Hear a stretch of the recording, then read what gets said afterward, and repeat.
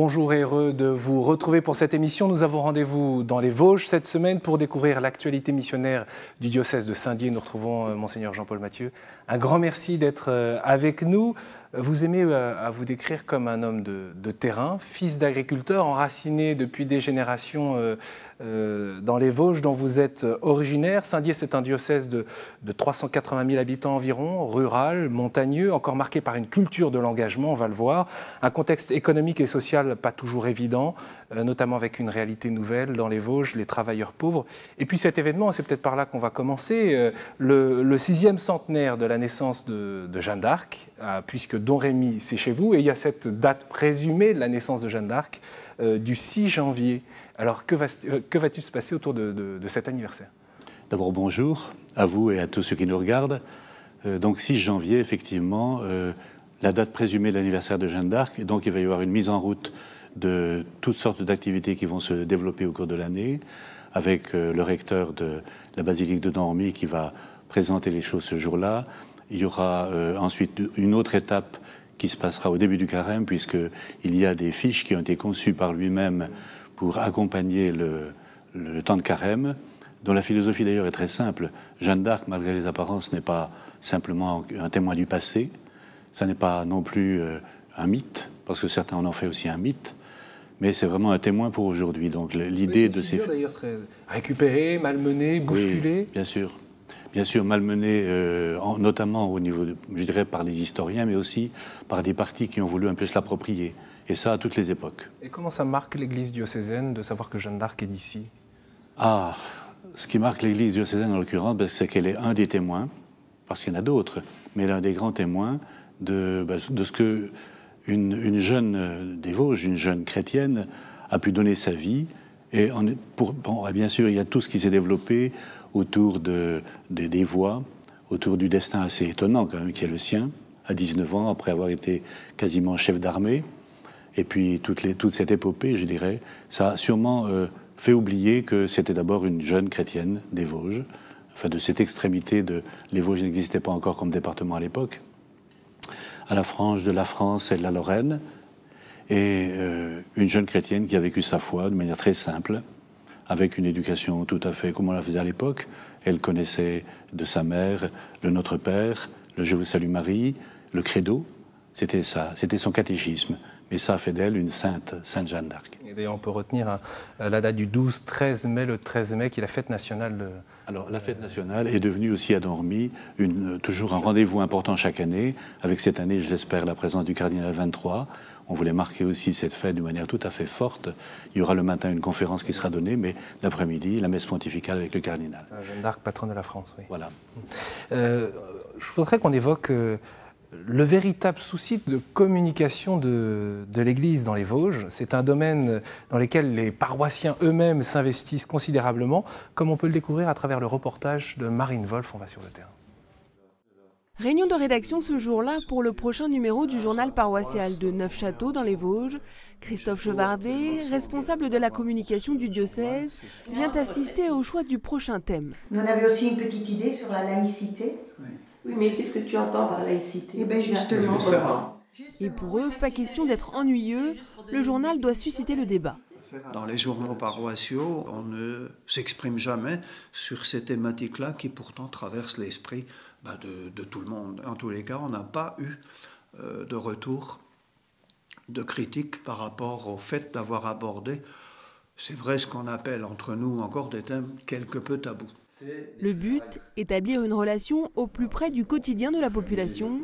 C'est bien là tout l'enjeu de la pastorale de la communication, créer du lien de proximité.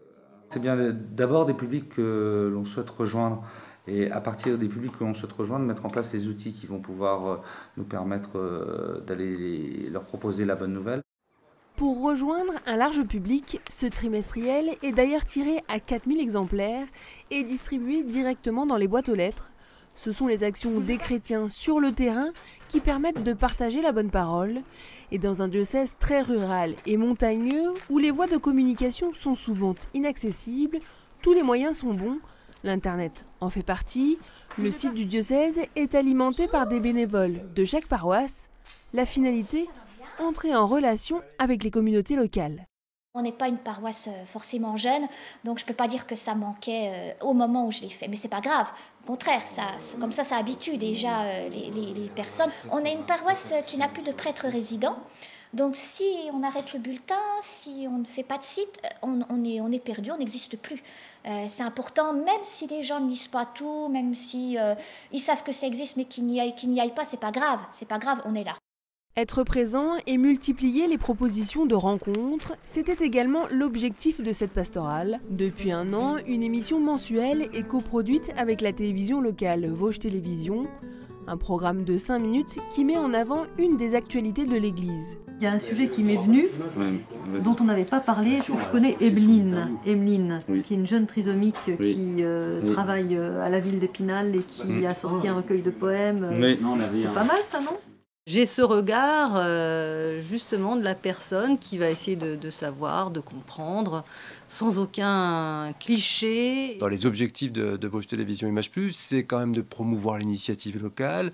Et dans le domaine de ce qui se trame tout autour du diocèse, avec toutes ces personnes qui s'engagent au quotidien par rapport à des objectifs, il y avait des points de conjonction qui sont retrouvés quasiment naturellement. Tout l'enjeu de la pastorale de la communication est de rendre visible la présence de l'Église et de proposer la bonne nouvelle à tous, proches et éloignés de l'Église. Alors, Monseigneur Mathieu, pourquoi autant d'énergie sur la communication? Parce qu'en fait, ce n'est pas anodin comme investissement. Je dirais qu'il y a toujours eu, depuis longtemps en tout cas, des bulletins paroissiaux qui ont été quand même souvent très travaillés par les curés à l'époque. Depuis, alors ce qui est assez extraordinaire, dans le reportage, ça se voit bien d'ailleurs, c'est la passion avec laquelle les gens s'y mettent. Il y a une volonté de communiquer, il y a une volonté de faire connaître qu'est-ce qu'on est en train de vivre localement dans une paroisse, dans un territoire donné. Une belle mobilisation. Une belle mobilisation. Alors c'est vrai que depuis... Y compris dans la distribution, dans les boîtes aux lettres. Oui, tout à fait. Il y avait des militants de la presse, de la bonne presse, comme on disait à l'époque, qui était quand même un vrai réseau, et ça, c'est pas d'aujourd'hui. Mais du coup, on a quand même eu la chance de pouvoir embaucher quelqu'un qui maintenant est chargé de communication et qui dynamise beaucoup tous les moyens de communication de proximité. On l'a vu à l'œuvre. On l'a vu à l'œuvre, et c'est pas simplement pour... je pense par exemple au réseau télévision, Vosges Télévision, c'est pas pour y faire des prédications, mais c'est pour faire connaître ce qui se vit localement, maintenant à l'échelon du département des Vosges. Du coup, c'est ça aussi la nouvelle évangélisation, parce que Vosges Télévision, c'est une télévision locale. C'est une télévision locale, oui, bien sûr, oui, tout à fait. Qui n'a rien de confessionnel. Qui n'a rien de confessionnel, d'y être présent. Pour vous, est-ce que c'est ça la nouvelle évangélisation, pour toucher des personnes qui ne viennent pas c'est sûrement un des moyens. C'est sûrement un des moyens. Ça ne se résume pas à cela, mais c'est sûrement un des moyens importants. Et on aurait tort de s'en priver, alors que eux-mêmes, l'équipe de Vosges Télévision nous a accueillis vraiment très gentiment, heureux d'apporter, je dirais, une parole un peu différente dans leur propre diversité. Le pape Benoît XVI l'évoquait dans son message pour la journée sur les communications sociales, sur les médias l'année dernière.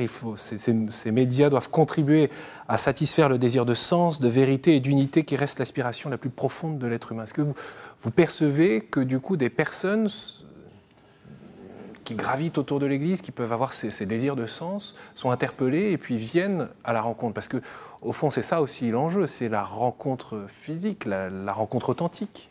Alors, je pense que c'est un peu tôt, par exemple, pour revenir à Vosges Télévision, c'est un peu tôt pour mesurer l'impact que ça peut avoir auprès de gens qui, à la fois, tombent un jour par hasard sur cette émission et qui, du coup, vont s'y intéresser, vont nous faire signe, etc. Mais je pense qu'il y a un véritable enjeu, et c'était déjà la philosophie des bulletins paroissiaux, notamment comme à Neufchâteau, où ils ont la possibilité de faire une distribution toute boîte. Ça permet vraiment d'atteindre tout le monde. J'ai été touché par cette réaction de la webmaster en paroissiale qui dit il faut y être, même si personne n'y vient. Mais comment dépasser cette idée qu'il serait nécessaire d'y être parce que ça serait branché, parce que ça serait l'air du temps, parce que ça serait les nouveaux médias sur lesquels il faut y être, mais pour susciter un authentique dialogue et puis aussi pour annoncer ce qui est la vocation fondamentale. Oui, alors, dire qu'il faut y être même si personne n'y vient, je pense que c'est un peu pessimiste. Je pense que de toute façon, quelqu'un y vient. Et puis ensuite, alors le côté de l'interactivité, c'est-à-dire la manière dont des gens peuvent s'inscrire, répondre, etc., c'est encore un petit peu un mécanisme nouveau, qui n'est peut-être pas encore trop répandu. Ça dépend des générations. hein, mais dans les Vosges, je pense que les jeunes générations savent maintenant aller sur un site et réagir tout de suite. Bon, les gens un peu plus mûrs, je dirais, c'était pas encore acquis. Mais je pense qu'on y arrivera, oui, je pense. Est-ce que ça signifie d'une part une ouverture des chrétiens au monde qui les entoure, de ce désir d'annoncer l'Évangile, et d'autre part, de quoi les familles, les jeunes que vous connaissez si bien, de quoi ils ont besoin d'entendre, au fond? Alors là, je vous dirais que ce qu'ils ont besoin d'entendre, c'est sûrement un écho précis de ce que représente l'Évangile aujourd'hui dans la vie d'un homme ou d'une femme ou d'un jeune. Pour revenir à autre chose, par exemple, j'étais très frappé par ma participation au JMJ avec un groupe de Vosgiens, de jeunes. Bon, ce n'était pas un très grand nombre, mais c'était un groupe tout à fait intéressant et tout à fait qualifié, je dirais. J'étais surpris de voir leur intérêt, y compris pour la figure du pape. Et pourtant, mon Dieu, c'est quand même pas, je dirais, la figure la plus attractive aujourd'hui. Malmené dans les médias, en tout cas. Oui, mais malmené dans les médias, bien sûr. L'intérêt même pour les catéchèses. Je dirais qu'il y a un besoin de sens aujourd'hui dans les jeunes générations, et sûrement plus que dans les jeunes générations, qui me paraît très sensible. Besoin d'intelligence de la foi? Ça, sûrement besoin de repères, d'intelligence de la foi, oui. D'ailleurs, la discussion que je pouvais avoir avec les jeunes dans le bus au retour montrait bien que les jeunes se posent des questions très sérieuses sur ce qu'ils veulent vivre, sur ce qui fait sens pour eux, sur dans quoi ils veulent s'engager ou pas, etc. Et vous nous disiez que ça vous surprenait, la qualité de ces réflexions, ou ça m'a peut-être frappé, la profondeur, en tout cas. Oui. Ça ne m'étonne pas, parce que je pense que les jeunes sont effectivement capables de ça, mais là, j'ai eu la chance de pouvoir le vérifier. Et alors du coup, la réaction, c'est de se dire qu'il faut être à la hauteur de ces attentes? Bien sûr, et de prendre les moyens qu'il faut. Bon, déjà, dans le diocèse, il y a une pastorale au service des jeunes qui existe depuis assez longtemps, qui donne lieu à des temps forts. En novembre, on avait le rassemblement de Festi-Jeunes à Vittel, sur un thème aujourd'hui très, très porteur, qui est celui de l'interreligieux, le dialogue interreligieux. Bon, je crois qu'effectivement, les jeunes sont capables aujourd'hui de s'investir, et on fait tout ce qu'on peut pour essayer de les soutenir. Cet accompagnement aussi dans l'intelligence de la foi et dans la manière de pouvoir tenir bon. Oui. Mais je pense qu'il y a des exigences, on n'est pas encore au bout de, je dirais, de notre réponse. C'est vrai? Ah oui. Il y a un point, en tout cas, sur lequel l'engagement de l'Église des Vosges est remarquable, c'est sur toutes les questions sociales, caritatives. C'est d'ailleurs peut-être historique, cette culture de l'engagement par les mouvements d'action catholique notamment, et le secours catholique. C'est plus ancien. C'est plus ancien. Si on veut parler par exemple, d'une grande figure de la charité dans les Vosges, il faudrait déjà commencer par Saint-Pierre Fourier, un curé de Matincourt. On est au début du XVIIe siècle, qui avait déjà inventé un peu les restos du cœur, j'allais dire, et puis aussi la bourse Saint-Èvre, c'est-à-dire une banque permettant, et aujourd'hui ce serait drôlement d'actualité, permettant à des gens d'emprunter quand ils en ont besoin, y compris pour des petites sommes. Alors je voudrais... et puis la figure de Jean Rodin. La figure de Jean Rodin, Monseigneur Rodin, qui est natif des Vosges, qui était un des grands initiateurs, en particulier du réseau Caritas et du secours catholique. Donc voilà, il y a vraiment une culture de cela, bien reprise ensuite, effectivement, par les mouvements d'action catholique et l'engagement de beaucoup de chrétiens. Alors vous parliez justement du secours catholique. Dans les Vosges, il mobilise plus de 600 bénévoles, et l'association caritative travaille avec d'autres pour comprendre et mettre en place un soutien auprès des travailleurs pauvres. C'est un peu le nouveau fléau dans les Vosges, comme l'explique Vincent Flisson, qui est finalement un descendant de Monseigneur Rodin. Vincent Flisson, qui est responsable du secours catholique dans les Vosges. On regarde. On n'avait pas ce type de population avant, ou de manière très isolée. Voilà, et on en a beaucoup plus. Et voilà, la précarité de l'emploi est vraiment directement liée, liée à la crise. Et dans les Vosges, on a été beaucoup touchés. Il y a beaucoup d'industries sur le secteur automobile, toutes les pièces détachées, etc. Et on connaît beaucoup de gens qui viennent de là, ou des filatures, etc. C'est un peu particulier, les travailleurs pauvres, parce que c'est des gens qu'on n'a pas l'habitude de voir, et c'est des gens qui n'ont pas l'habitude de demander de l'aide. Bien souvent, c'est des gens qui sont très seuls quand ils arrivent. Donc il y a un impact psychologique fort. On a beaucoup d'endroits où on a des groupes, des groupes de parole, des groupes d'activités aussi, pour que les gens se retrouvent, sortent de leur isolement. Donc on est beaucoup aussi sur ce volet-là, les écouter.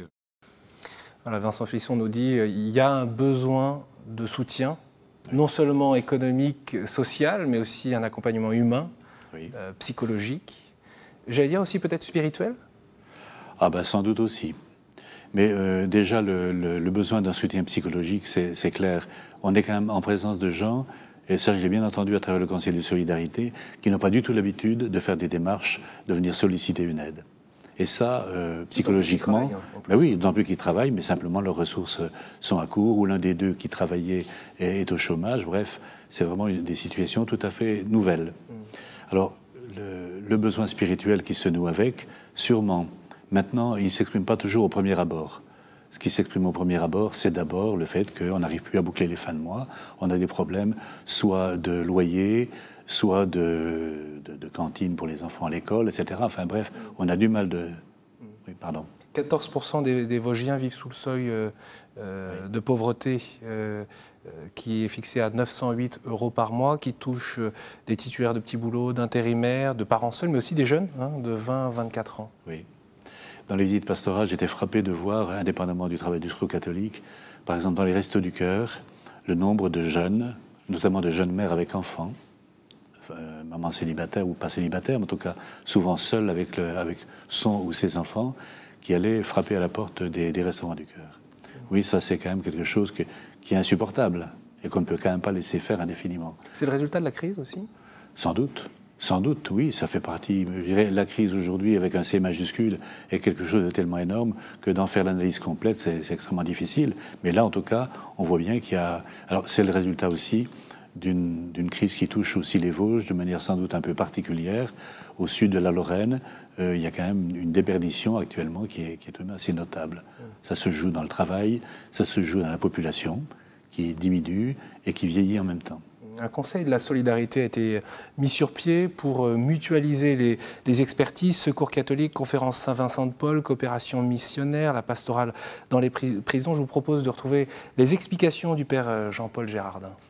Le rôle des veilleurs, enfin de veille déjà, être attentif en disant il y a des dysfonctionnements, un rôle d'alerte, il y a des dysfonctionnements, un rôle de mettre des visages. Voilà, de dire on parle des pauvres, mais non, il faut parler de telle ou telle personne. Et puis un rôle d'espérance, de montrer que finalement, parce qu'on est quand même dans un monde ambiant où on dit oui, il se laisse aller, tout ça, c'est pas vrai. Il y a quand même des gens qui essayent de retrousser les manches, et donc ça paraît important de montrer ça. D'ailleurs, vous dites, Monseigneur, qu'il faut que la solidarité, finalement, est un rendez-vous crucial pour notre société tout entière. Ah oui, sûrement. Et en plus, ce n'est pas seulement un rendez-vous crucial pour la société, mais c'est aussi quelque chose qui fait sens. C'est-à-dire que si on rate ce rendez-vous, quelque chose de l'Évangile est raté. Et là, il y a un lien très fort entre, au moins pour ceux qui travaillent dans ces réseaux et qui sont croyants, c'est vrai que c'est le test de notre foi. Si on manque à la charité, quelque part, notre foi est fausse. Le préfet du département a ouvert un partenariat entre les associations caritatives et les pouvoirs publics. En tout cas, il l'a dit. Dans les faits, je ne sais pas comment ça se passe. Vous allez pouvoir nous en parler. Mais est-ce qu'on attend justement des chrétiens une action particulière ? Bon, je pense que dans les Vosges, les associations caritatives, par exemple, sont un des vecteurs tout à fait respectés et attendus des autorités publiques, que ce soit au niveau de la préfecture ou que ce soit au niveau des municipalités. Du coup, une saine laïcité, quoi. Comme vous dites, oui. Je dirais surtout, je voudrais prendre les exemples au niveau des visites pastorales dans les communes. Et je fais souvent des rencontres avec les maires dans les visites pastorales. Ils me disent tous l'attente qu'ils expriment à l'égard des conférences Saint-Vincent-de-Paul, dans la vallée de la Haute-Moselle, du Secours catholique, dans pas mal d'endroits aussi des Vosges. Il y a une attente réellement des pouvoirs publics, de la solidarité des chrétiens à travers leurs organismes ou bien à travers leur propre engagement des structures publiques. Beaucoup, par exemple, de chrétiens sont engagés dans les centres communaux d'action sociale. Et en même temps, ce n'est pas l'Église qui apporte l'argent. Quand on a une vision souvent de la solidarité ou de l'action sociale qui est très économique, l'Église n'a pas d'argent à distribuer à ces personnes qui ont du mal à boucler leur fin de mois, ou en tout cas pas à la hauteur des besoins manifestés par ces personnes. Alors qu'est-ce que les chrétiens, de quelle richesse les chrétiens disposent au fond ? C'est quand même derrière, c'est pas l'Église comme telle, mais c'est quand même la solidarité des chrétiens qui entre en jeu. au mois de novembre, il y avait la quête annuelle pour le secours catholique. Le CCFD fait sa collecte au cours du carême et d'autres organismes, comme les conférences Saint-Vincent-de-Paul, font aussi appel très régulièrement à la solidarité des fidèles. Et je pense que là, si ce n'est pas l'Église, je ne vois pas passer cet argent chez moi, dans les caisses du diocèse, mais en fait, c'est réellement la solidarité des chrétiens qui se joue. Et puis, bien sûr, la solidarité publique. C'est en même temps les chrétiens qui sont, je dirais, pourvoyeurs de leurs organismes de solidarité et qui sont aussi les citoyens. Je dirais, leur impôt joue aussi. Hein. Mais il y a quelque chose de, en tout cas, qui ne se chiffre pas économiquement parlant, qui est cette présence, alors, cette charité à l'œuvre, hein, cet amour. Beaucoup de choses se jouent au niveau de la relation.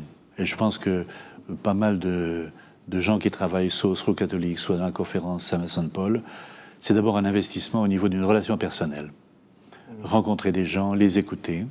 On parlait tout à l'heure de l'aide psychologique. C'est pas seulement une question de professionnel de la psychologie, mais c'est vraiment la question de la relation humaine dans ce qu'elle a de plus authentique et de plus nécessaire. Et beaucoup de gens aujourd'hui connaissent aussi la solitude. Je pense que là, les conférences Saint-Vincent-de-Paul, qui travaillent davantage au niveau des personnes peut-être un peu âgées, savent bien le poids de la solitude aujourd'hui. Vous l'apercevez, cette détresse, vous?